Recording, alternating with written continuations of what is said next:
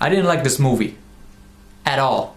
This is one of those very rare times that I completely disagree with the majority of critics and moviegoers. To me, this movie is as unwatchable as Green Lantern. Granted, it wasn't as bad, but that's not saying much.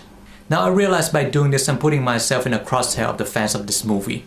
Legions of them that's gonna say that everything I said is wrong and that I'm just a troll. But I am not gonna yield.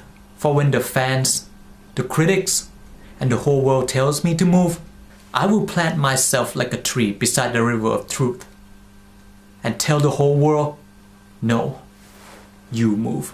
And unless the title haven't given it away already, this is The Amazing Spider-Man. They say that a hero can save us. I'm not gonna stand here and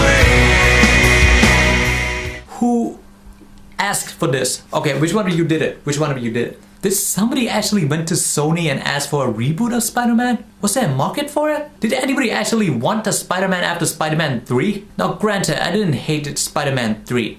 Sure, it wasn't as good as the first and the second one, but it sure as hell was better than this one. You see, for an overwhelmingly bad movie, I usually have two classifications for them. 1. Movie that is so bad that it leaves a permanent scar on your mind. 2. Movie that are so bland, so cheap, and so lazy that you forget everything after you saw it. The Amazing Spider-Man fit into the latter categories. You see, it wasn't mind-bogglingly bad like Snow White and the Huntsman or Green Lantern. Rather, it's more like John Carter. Everything was so fucking boring. There's nothing that stimulates you, there's nothing that makes you care. The only saving grace of Spider-Man is the fact that you're probably gonna forget everything the moment you walk out of theater. There will be no permanent or lasting scar on your psyche for this. Oh, you wanna know why it's bad? Here's the reason why it's bad. Oh, and spoiler by the way. Now let's get the big ass elephant out of the room first and be honest with ourselves. This movie didn't come from any art directive, it came from a marketing directives. You see, Sony rights to the Spider-Man franchise is running out. And so to prevent Marvel from asking for their property back, Sony's need a new trilogy to extend their right on the Spider-Man franchise. And this movie was basically to start a new trilogy. And judging by how well this movie is doing, we are gonna get 2 more cheap-ass Spider-Man sequel coming in the foreseeable future. If you were hoping for a Spider-Man cameo in Avenger Phase 2, then you're shit out of luck. Because it's never gonna happen. Now all the business and marketing bullshit aside, this movie was downright disappointing. It is inevitable to compare this with the original trilogy made by Sam Raimi. Because come on, the movie is like 10 years old. Everybody can still remember it. The main difference being that the Sam Raimi trilogy was actually unique and memorable. While this one, I can't remember shit. I'm sorry, but this movie feels like an inferior copy to the original Spider-Man released in 2003. There were scenes that parallel each other, with the 2012 version being more forgettable. Oh, and before I forgot, I don't read the Spider-Man comics. I'm from Thailand, okay? We do not have a strong comic fan base in Thailand. We only have manga fan base, otakus, everywhere. With only a few shops that actually have comics in it. And when I actually have the money to buy those comics, I usually read only Deadpool and The Punisher. So, I never actually got into the Spider-Man myth though. And this review is not based on some fanboy rant. This is me from a very cinematic point of view. I am judging this movie and the Sam Raimi version purely as a movie, not as some interpretation of the Spider-Man character, so there you go. Let's first start off with the first arc of the movie. This is where I realized I made a mistake seeing this movie. The whole origin arc of Spider-Man has been told already. Everybody remembers it from the Sam Raimi movie. There is no excuse for having a 45-minute backstory of something we already know. Take the Incredible Hulk, for example, the Edward Norton version. The entire origin story, it fit into the opening credit. That was good. Just get rid of everything that we already know and just get straight to the point. This movie instead dwelled 45 minutes or more on Peter Parker High School life. Yeah, we all know what this movie is trying to pander to, but I'm not gonna say it. Granted, this is one thing the movie got right.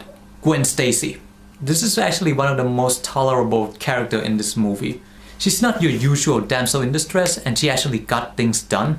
However, the movie just makes her your typical romance object for Spider-Man. So, even though she actually do something, it wasn't something that you are gonna remember. But hey, she's still better than most of the characters in the story. Damn, talking about this movie actually made me feel like sleeping. So the fourth saga is pretty much the retelling of Spider-Man origin story in the most drawn out and boring way imaginable. The story lacks impact. There's nothing that actually gonna make you go, whoa, or something like, oh man, that was good. Most of which are just a repetition of what you know, and is vastly inferior to the original Spider-Man in 2003. Okay, let's have an example. Uncle Ben death scene. So in this version, Peter got into a fight with Uncle Ben, they argue, and Peter throw a fit like a little bitch, and then run away. And so Uncle Ben went after him, and after he let a shoplifter get away, the shoplifter shot Uncle Ben and killed him, pretty much like in the original. Now the difference is this. See, Peter was trying to buy a chocolate milk, and the guy at the counter was like, oh, you're missing like a penny, you can't, I'm not gonna sell that to you. And so Peter started moping, and then the guy he led away robbed the joint and let Peter get away with his chocolate milk. Now the stupid thing about this is that, so the guy who just robbed the place was walking away until he trips and dropped his gun in front of Uncle Ben. Uncle Ben, in his moment of extreme stupidity, tried to take the gun away from him, even though the guy was no threat to anyone around him. And he got killed. It doesn't look sad, it wasn't emotional. The guy was pretty much asking for it. And so what was going through my mind was that, oh yeah, shouldn't have picked up the gun, did you? Now in the original version it goes something like this. Peter was about to go into this wrestling match with Macho Man Randy Savage. And Uncle Ben was trying to give him a lecture on like, with great power come great responsibility. And they weren't arguing. I mean, the original Uncle Ben was actually trying to like talk to him, not talk down to him, just like talk to him like a father and son. And then Peter shot back at him and said like, you're not my father, stop trying to be one. Now that was emotional because like it just came out of nowhere. And the facial expression of the original Uncle Ben was he was sad. You can tell he's hurt. He was like teary and stuff. And when he got shot, it was done off screen, and then Peter just found him lying there on the street. He didn't even put up a fight, he just got shot like cold blood. So the 2012 Peter Parker became Spider-Man after falling into an abandoned wrestling ring and seeing like a gigantic lucha libre mask. And he went around the street hunting for his uncle's killer, who he never found, and in the most disgusting sequel bait ever, never mentioned again in the entire movie. Oh, and I forgot to mention this. This version of Peter Parker, he had a serious daddy issue. Now as it turns out, he had a parent who dropped him off with Uncle Ben and ran away to do something, and then they died. So his parents are dead. What the hell does that remind you of? You know, I don't mind if you have like a different artistic vision of Spider-Man and want to tell a new story. What I mind is that you're trying to capitalize on a more dark and gritty, more successful superhero movie and try to emulate that and failing completely. Batman Begins, anyone? Oh, and like his uncle killer, the whole parent thing just got dropped about halfway through the movie.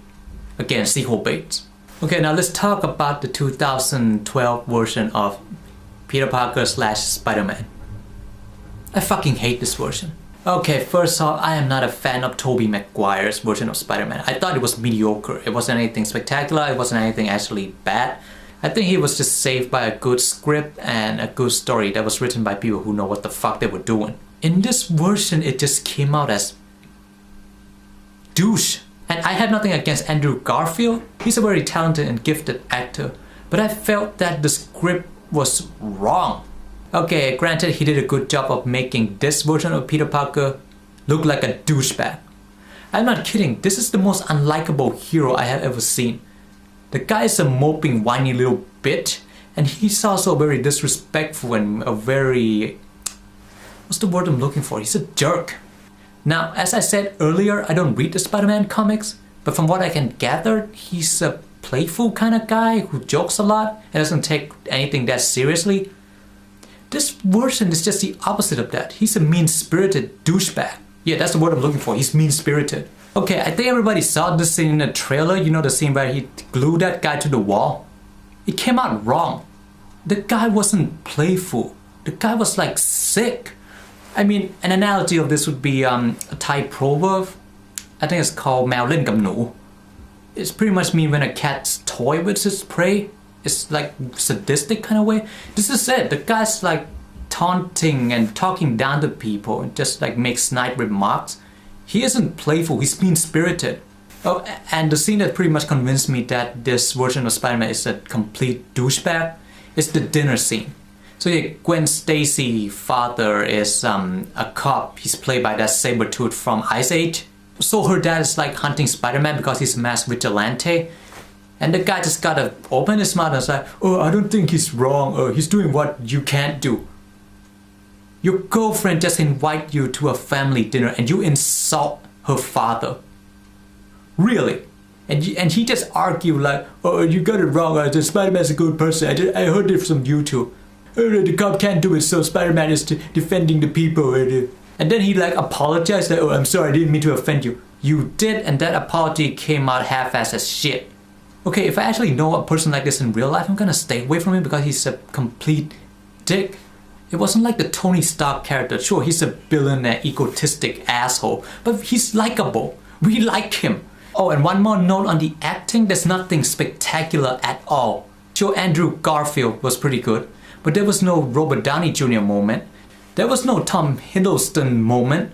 There was no Heath Ledger moment. There was no Mark Ruffalo moment.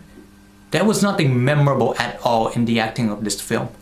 Everything was just written so goddamn bland and forgettable. Shit, I can't remember how many times I used that word in this video. Trust me, there's gonna be more of it.